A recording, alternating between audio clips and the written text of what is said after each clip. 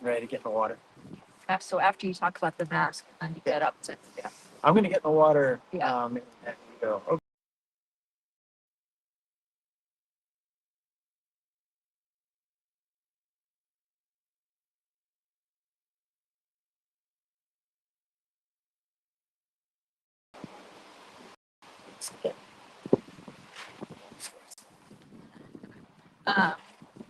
I'll switch us over to just Gwen, and then Gwen, once they were out here, I'll be able to show you what it looks like in the drone.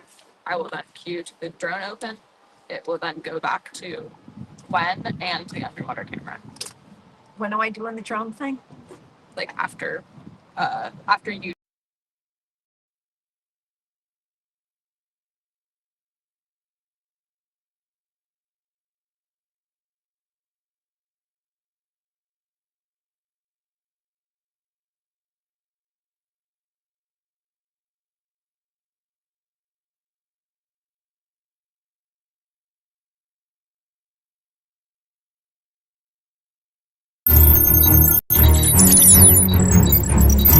Scanner complete.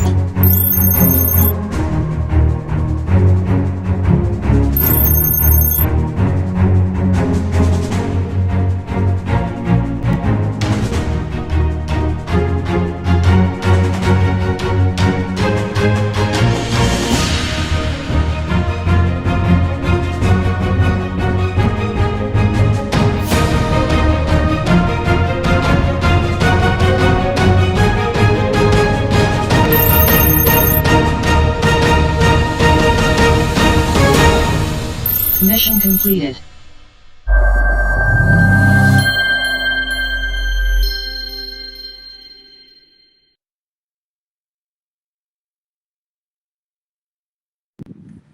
Hello, everyone, and welcome to our show today. Welcome to the Manatees of Crystal River, Florida. I'm Kylie Vandy Wingard, your moderator, and today we have an exciting adventure lined up for you all. I said that I was in Florida.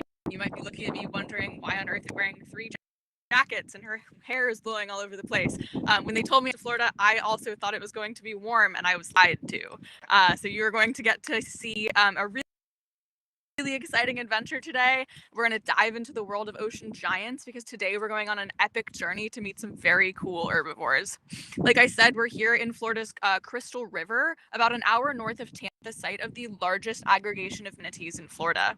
It's come here to escape the colder waters of winter and to enjoy the warm, shallow freshwater with their calves. What's even more incredible is that we have scientists working hard to learn all about them, and you get to be right here with us live as they take a look at these incredible animals. We'll be joined shortly by our host, Dr. Chris Lowe, and our resident marine mammal expert, Dr. Gwen Goodmanlowe, who come to us both from CSU Long Beach. In the water with me right now looking for together, we'll learn about manatee anatomy, biology, and the role in the ocean ecosystem. We're going to answer your guys' questions at the end, show you some cool behind the scenes action, and we're going to get up close and personal, hopefully with some giants.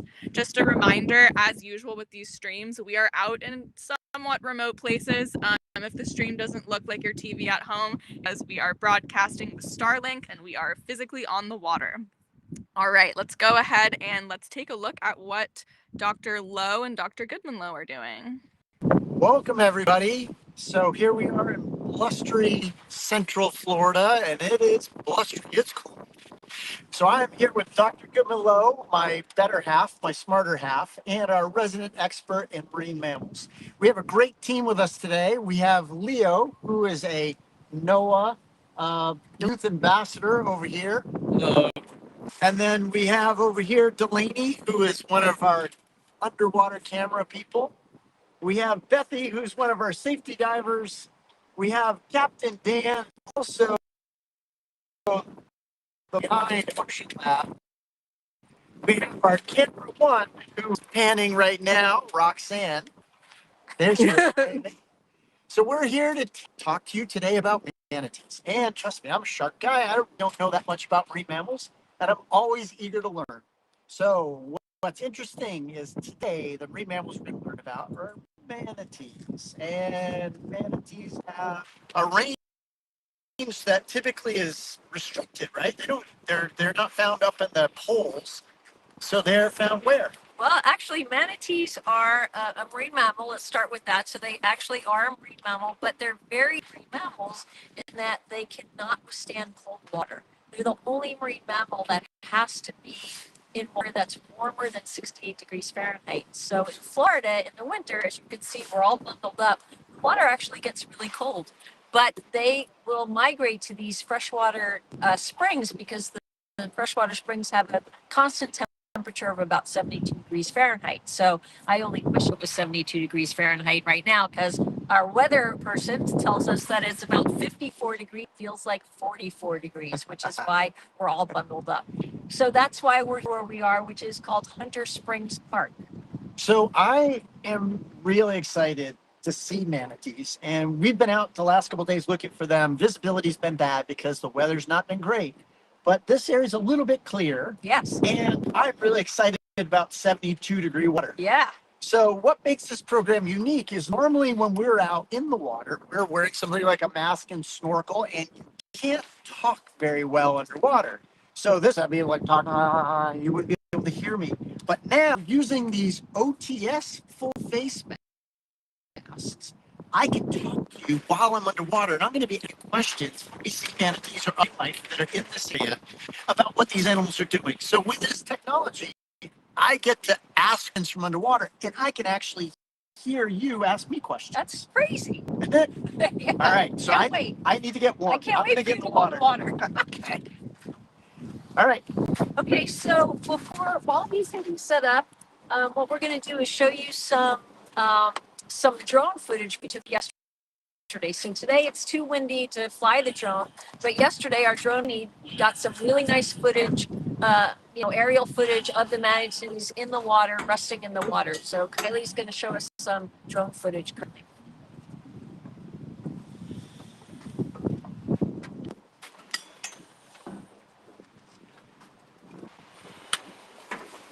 Kylie, I'm not seeing a full screen here. I'm just seeing.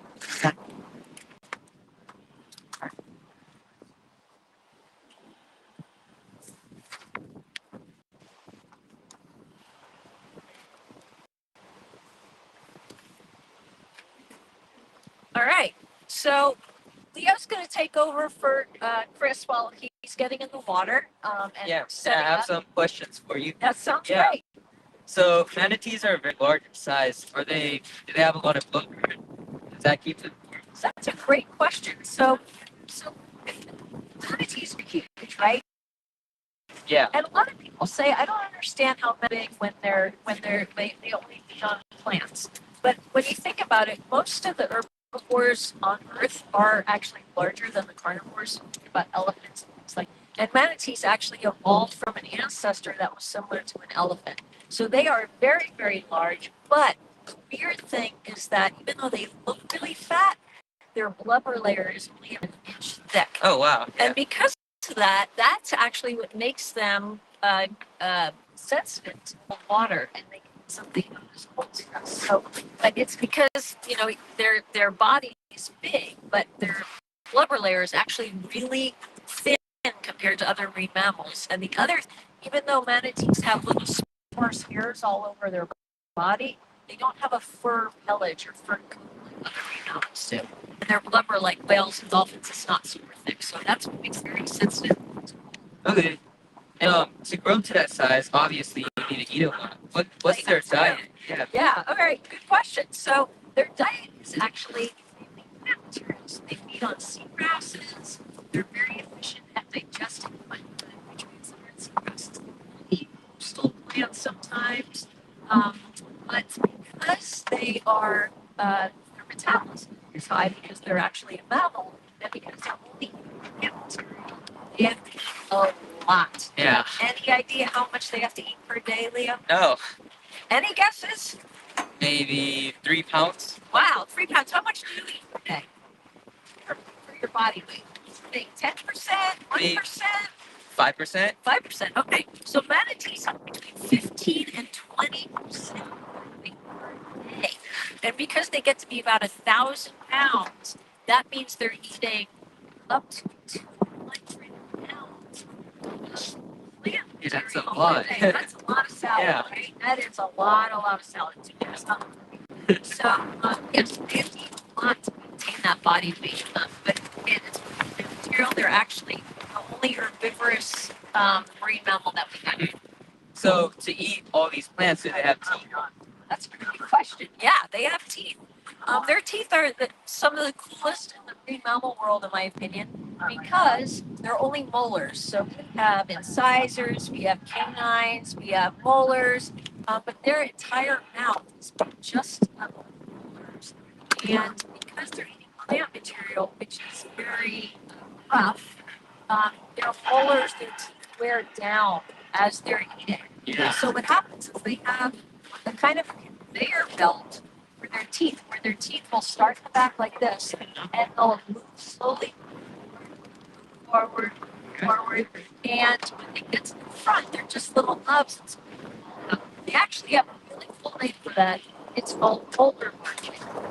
Yeah. And then Because they're sort of, yeah. Sharks have a similar thing, but not really. So shark teeth, as you know, sharks have rows and rows of Yep. teeth that come up and come out like that and are constantly falling out and being replaced.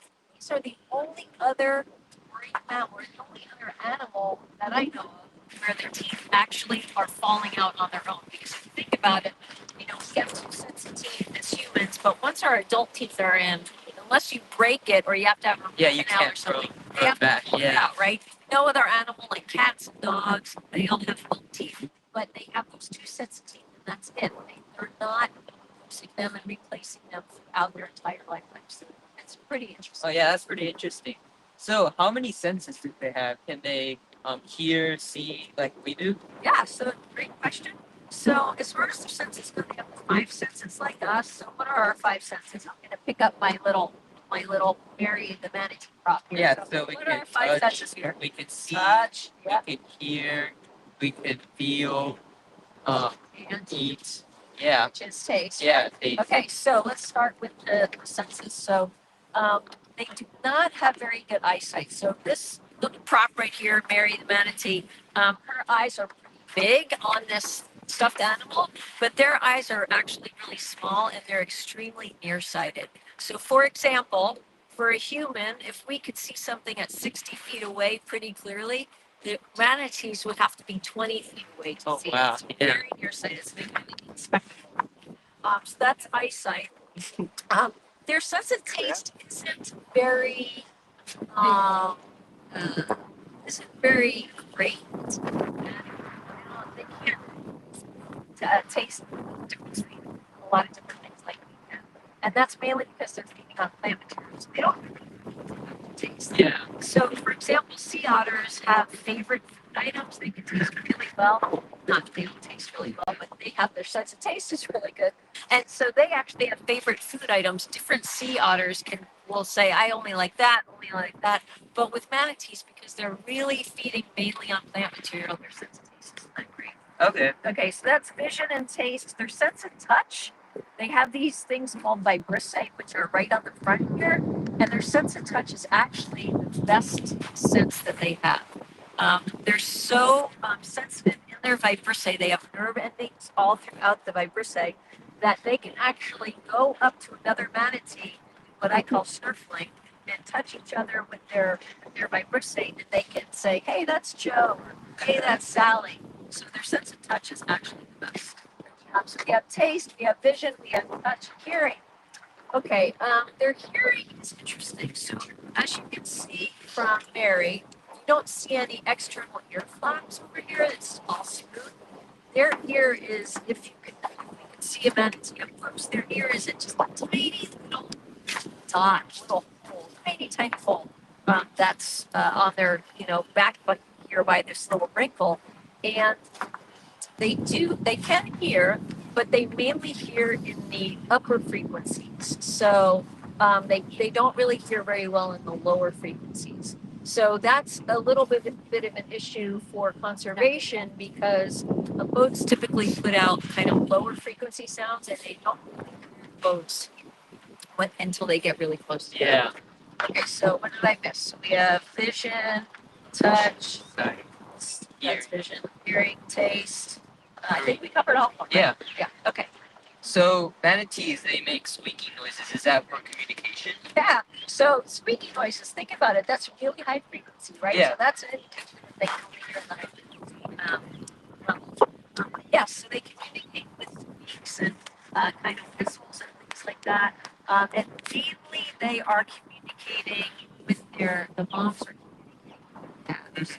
So, for example, they're not really communicating with, say, males for mating or like with each other, like, hey, there's a great seagrass bed over here. Yeah. It's mainly like to keep track of their calves. There's fear. They can, make sounds for fear, surprise, things like that. So their communication is good, but it's more limited than say humpback whales that have the elaborate songs for communication and things like that. So, but they do make sounds together, and mainly in the high frequency. Okay. And how do they reproduce? Okay, another great question. So um, let's talk about that for a second. So to start with, manatees have a really interesting reproductive system where it's called mating herds. So in other words, what happens is you'll get one female, and a bunch of males will find her, and they will kind of come around her, and they'll more and they'll try to mate with the one female. So many males are trying to mate with one female. They'll push each other away. They try to get in the way of each other. And there's some theory as to how the males actually find the females. They think that could be smell. Oh, forgot to talk about something. Oh, Smell. yeah. Let's go back for a second. So manatees do have nostrils, which they're going to be right here. And the nostrils they can't breathe underwater. Just like any mammal, their nostrils have to be closed when they're underwater, but they can smell when they're, in the air. And they think that maybe the manatees lose some of their scent on rocks and things like that. And the males smell that because they don't really know how they find each other. Not males find each other. So they form these mating herds, and the males will kind of all crowd around the female, and then one of them will mate with her. One of many will mate with her, but she only has one calf per year. Okay, so there's Manatee right there. Can you see it? I'm gonna ask our camera person to go check out the Manatee right there, right by the boat. There it is. That was fantastic. All right. Very nice. Okay, so let's talk about their bodies for a second before, and then we'll get back to mating because we just saw it. So we saw a big, rounded, paddle-like tail. Okay, very important because they're slow swimmers, but they need that to maneuver around, to get around, and they need it to get down to the bottom for eating. The other thing is you might have noticed the coloration in their bodies. Their skin looks rough on it. So there's a reason for that. So a lot of marine mammals have extra like whiskies, get rid of their fur twice a year. And manatees don't do that. They're kind of sloughing off skin just like us all the time. And so the skin on the manatee often looks rough like that. Yeah. Also, because they are spending a lot of time in fresh water and salt water and warmer winters, and they're close to the surface to breathe, they get a lot of algae that goes on their back. So that skin sloughing off gets rid of the algae quite a bit. But that's why they look rough. Okay, so back to the mating bird. So get pregnant, and she is pregnant for about 13 months, so longer than a year. And the mating season is typically summer. Okay, so then 14 months later, the 3 years later, so then it's starting baby, it's only one chick. It's one. She's never pregnant one. She can only take care of one with her milk, one a year. So, and when the calves are born, they can weigh about 60 or 70 pounds. They're healthy. And then they grow to adult size in a few years. So, because the gestation period of pregnancy is so long, manatee moms really have baby about every 5 years. Now, if the baby dies, dies right away, get pregnant next year, every 2 years, it's every 5 years.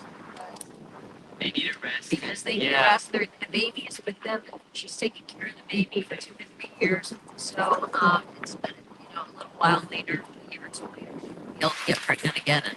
And next year she'll be able to get pregnant. Then she'll be able to have the calf about 13 months later. So Yeah. We just saw a manatee here. How many manatees are there currently? And what's their population size? that's a good question. So Kylie mentioned that this is the highest concentration of manatees in the Florida, which is true. Overall, there's probably somewhere around 9,500 and 9,700 manatees, but they're in pockets. So, especially in the winter time, they have to go to these warm water springs to stay warm. So there are certain areas all along Florida's coast and inland rivers and bays where we have these freshwater warm springs. And so that's why they're so concentrated here. That's why we can see so many white ones found. Yeah. In the summer, they're going to be dispersed a lot more.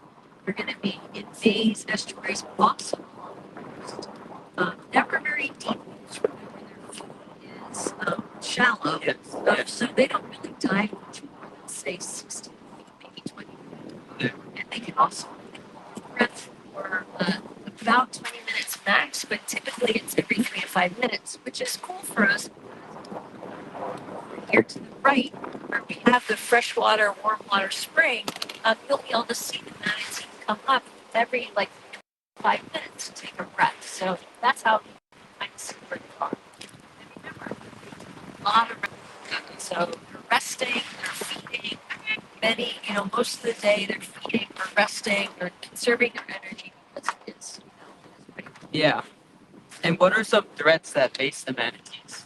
That's a good question. They're the main threat to manatees. So let's talk about predators.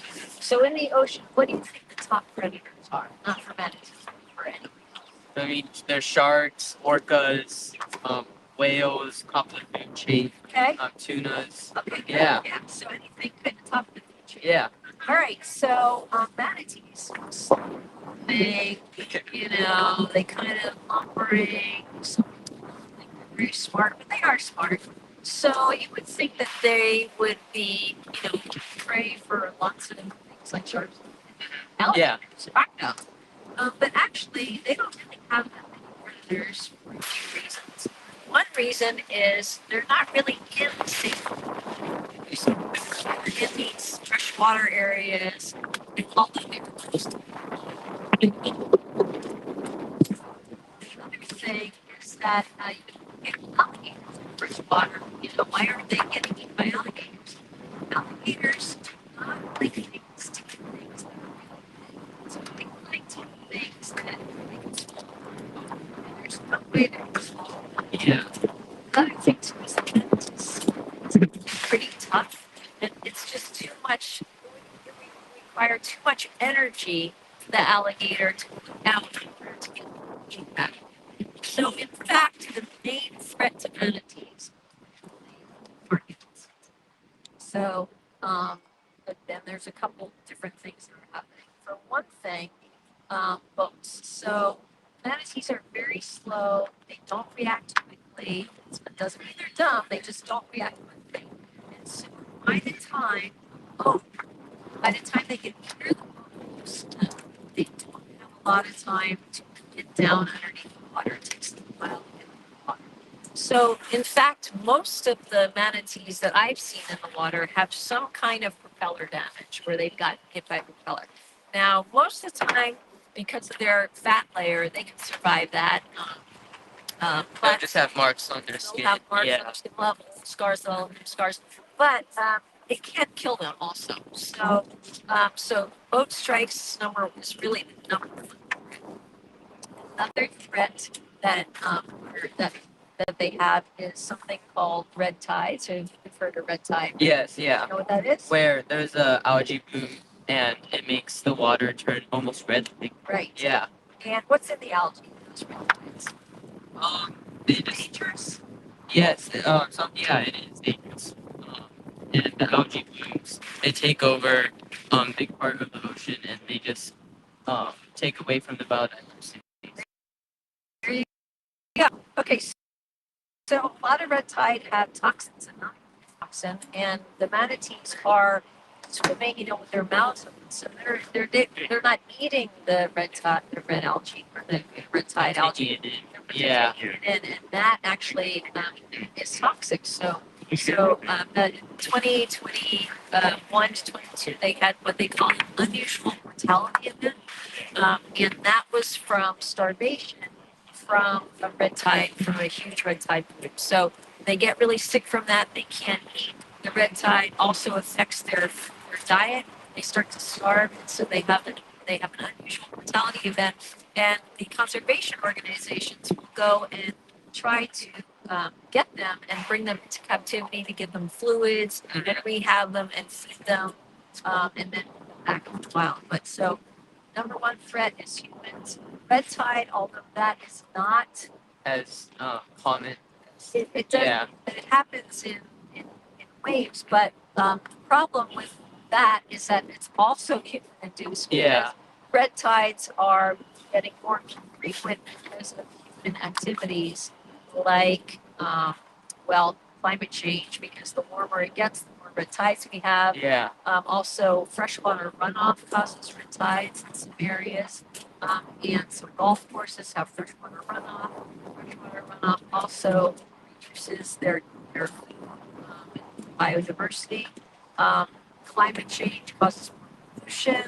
The warmer remember that climate change is not just global warming, where the temperature goes straight up. You can see it goes up and down, up and down, up and down. So in an area like Florida, where they have cold snaps, what that means is that the cold snaps get more extreme.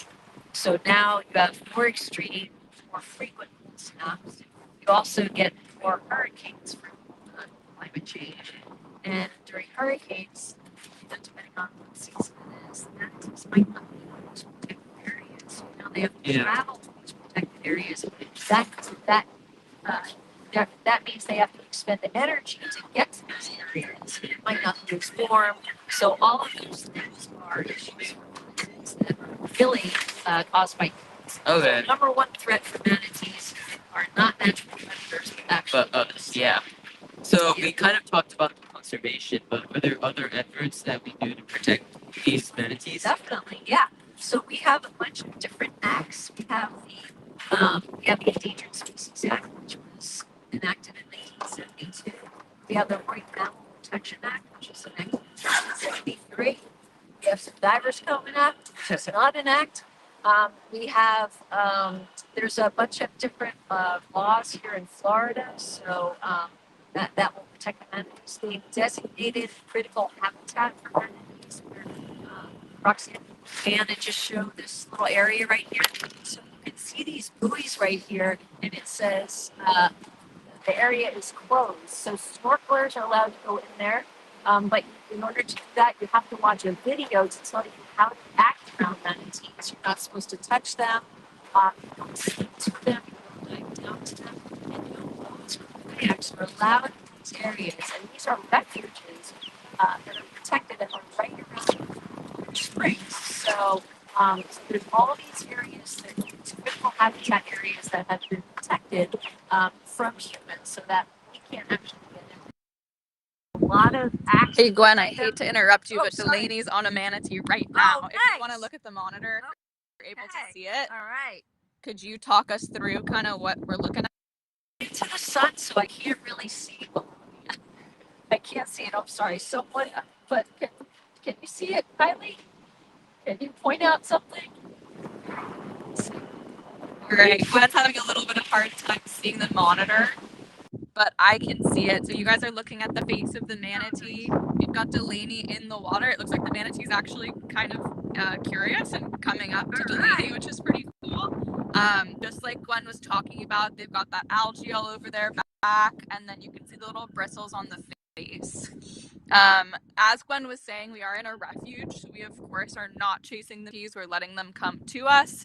So it looks like that manatee kind of headed away from Delaney, and she's just going to hang out there, see if it's going to come back to her. So Kylie mentioned curious, and that's a really good thing to talk about. Manatees are mammals, right? They have a brain, and they're smart, and they are actually really curious about people. So they will come up to people, and although you're not supposed to touch them, some people, do touch them, but they like to hug people. They like to, have their belly scratched. You're not supposed to do that though, but they are curious and they want to know what's going on. So they do come up to the boat. They do come up to kayaks, and they do come up to people. Okay. Now I'm gonna be switching to Dr. Bob. Okay, flip here. Oh, yeah? How was it down there? Beautiful. Don't touch Nice me and warm. with your wet Oh, face. nice. So we did see a couple manatees blowing by. There's a lot of fish, and there's a lot of algae. Okay. So I could see why the manatees are in there. It's steep down Is it? in the water. Nice. Yeah. Nice. Out of the Yeah. air Yeah. further. Yeah. So they flew by.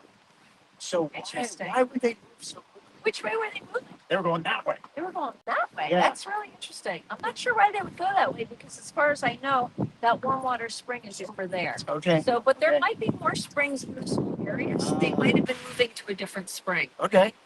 So that movement, especially now when the temperature's dropping, Right. they're going to be looking for a warmer Yeah, place yeah, to hang out yeah. for the next couple of days. Definitely. Yeah. Did you see any babies? I didn't see any babies. Okay. Yeah. Ones that went by were kind of skinny.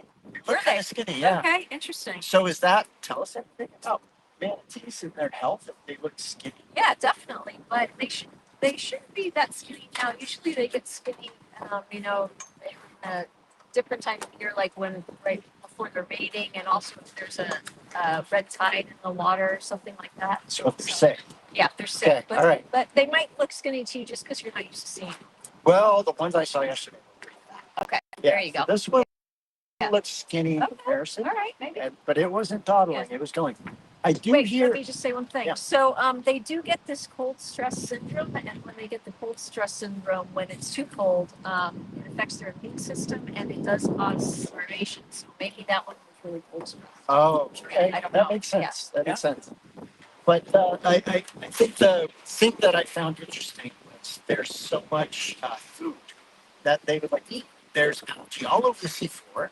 So They I'm don't sure eat algae. don't No, eat not really. seagrass. They eat seagrass. Seagrass, So that's, yeah. that's not really their main prey. So they're just here to keep warm. Yeah. I'm Just kidding. here. I'm Yeah. getting back to what it's Yeah. all about.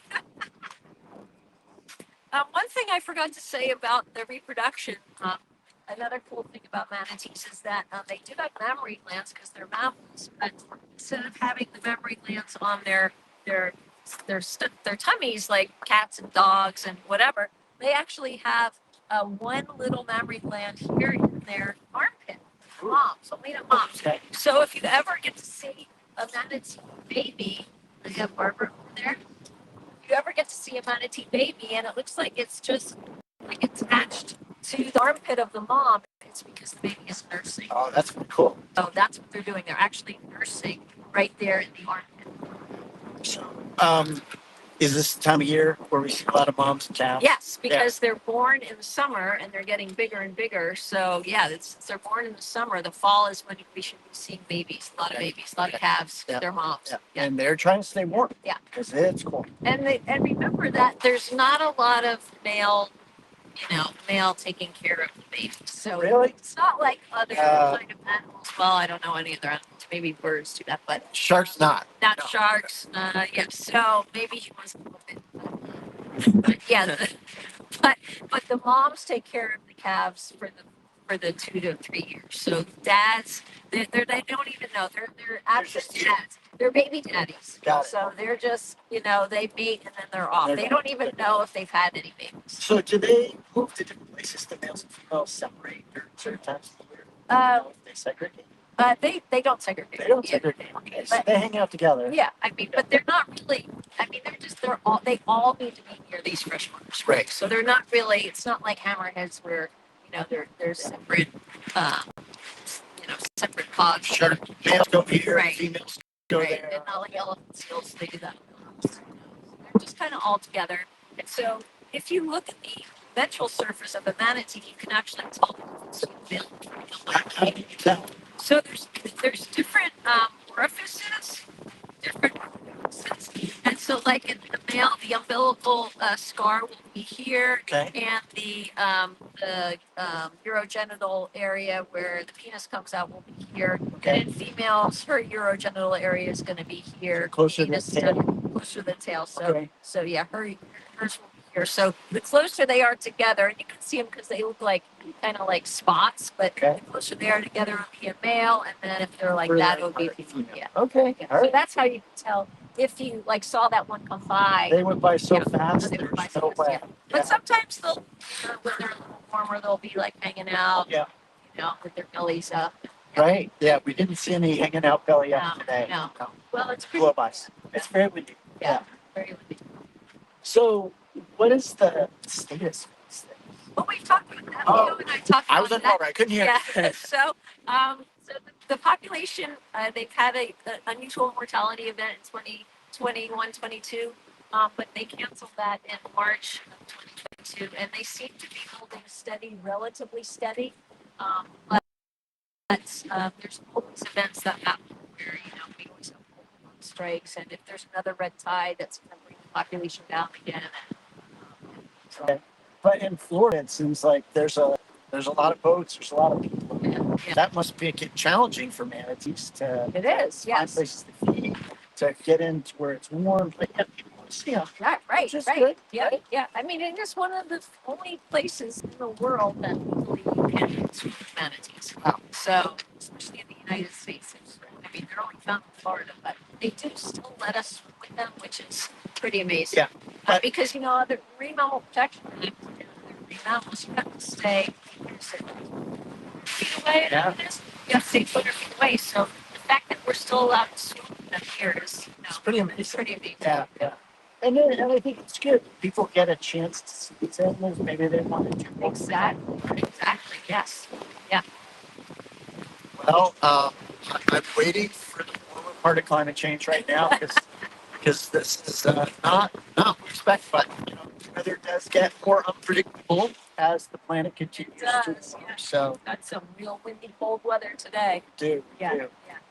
So in terms of their ability, so they've been around. How long? How long have manatees been around?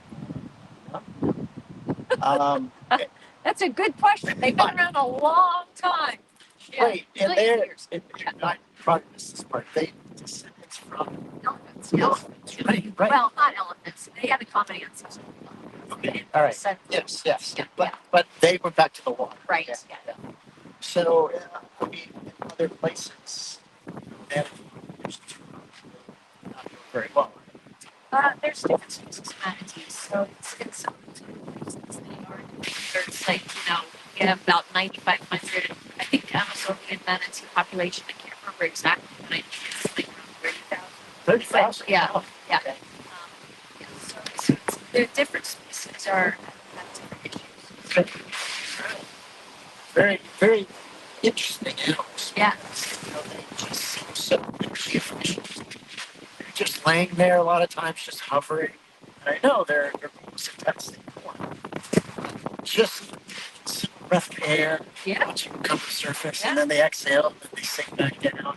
And you can swim right by them, and they just like sleeping.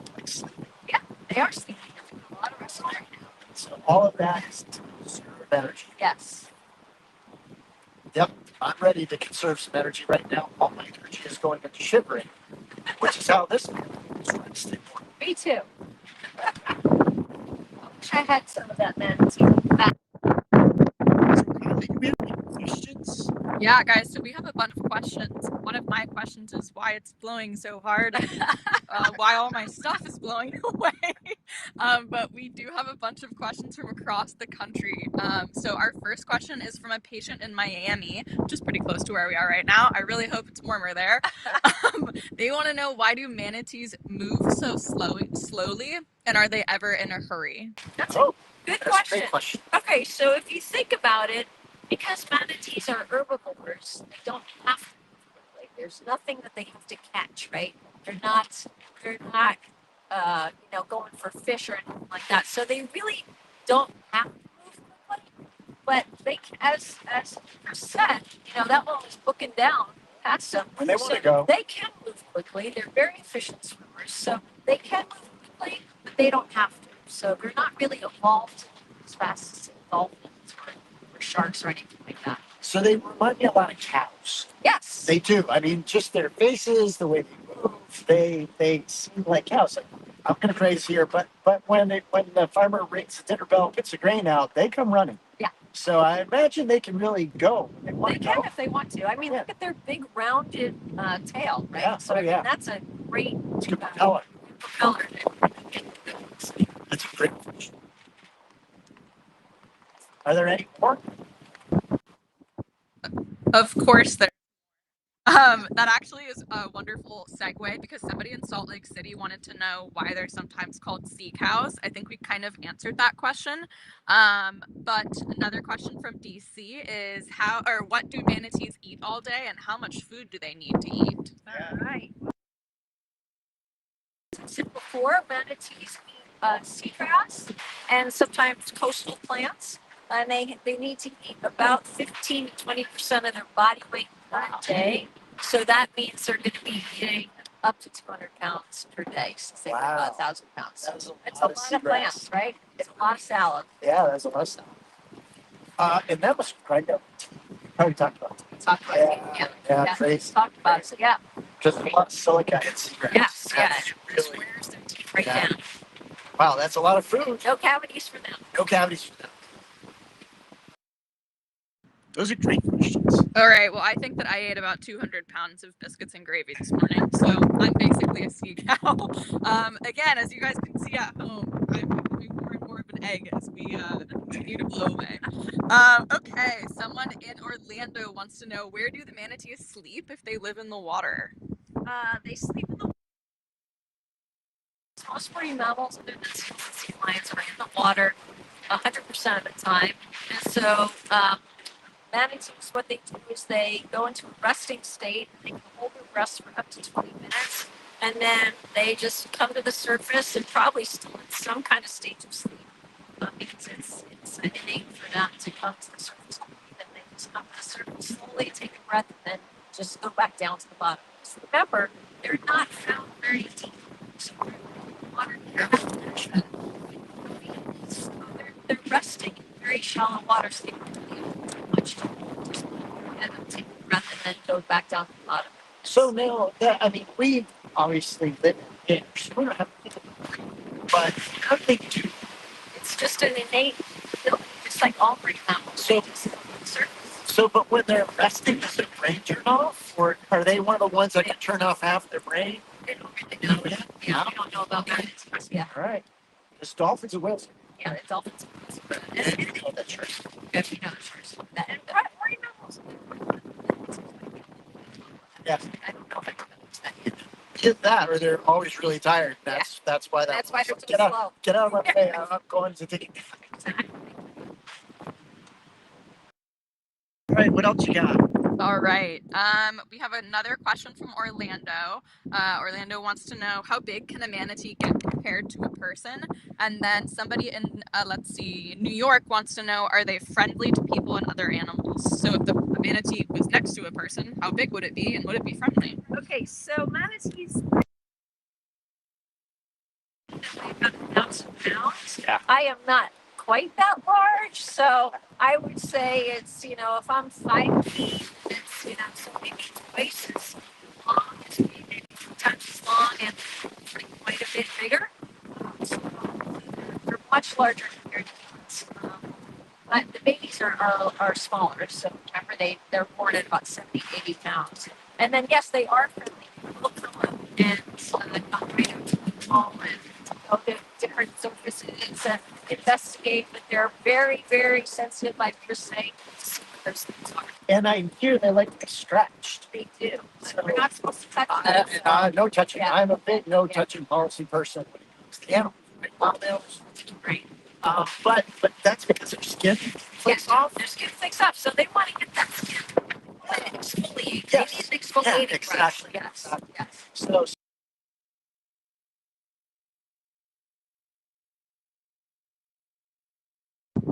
Well, we seem to have lost the feed that has Dr. Goodmanlowe and Dr. Gwen Goodmanlowe. Oh, and they're back. You're back. So those are great questions. And size matters, right? Because the bigger you are, the greater you are, the greater the feet you can hold in your Yes, body, definitely. especially in cold water. So that big body does a lot. Yes. Yep.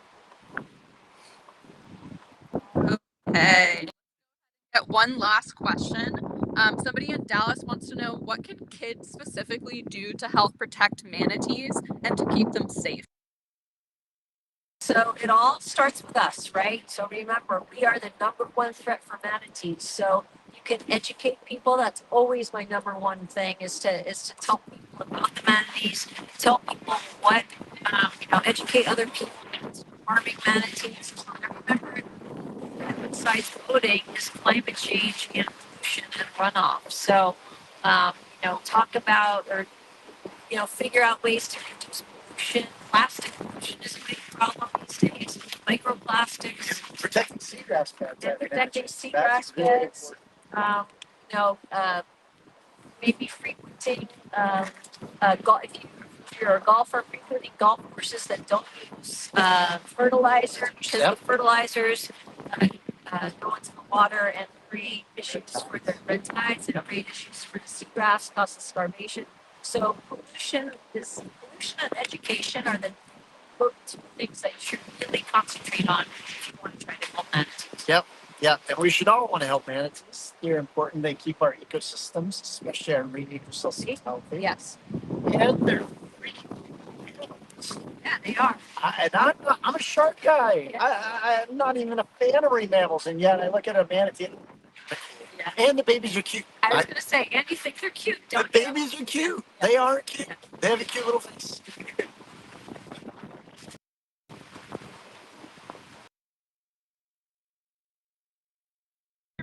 All right, everyone, go ahead and say goodbye to Dr. Lowe and Dr. Goodmanlowe. That is all the time that we have for today.